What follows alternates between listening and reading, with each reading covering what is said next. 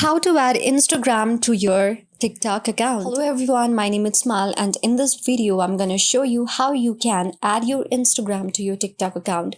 So watch this video till the very end to know it. Go on the Google Play Store or App Store of your phone, type TikTok, and then you can simply install the TikTok. If you have already installed, then make sure you have also updated it to its latest version. After that, you can simply go on your profile section option, which is on the rightest side of the lower screen.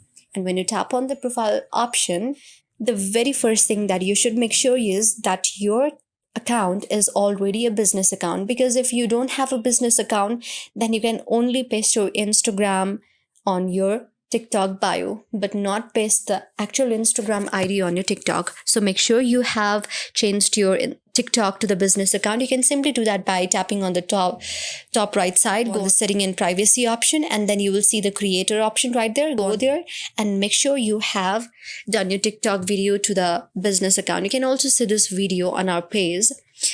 And after changing it to the business account, now what you can do is tap on the edit profile option.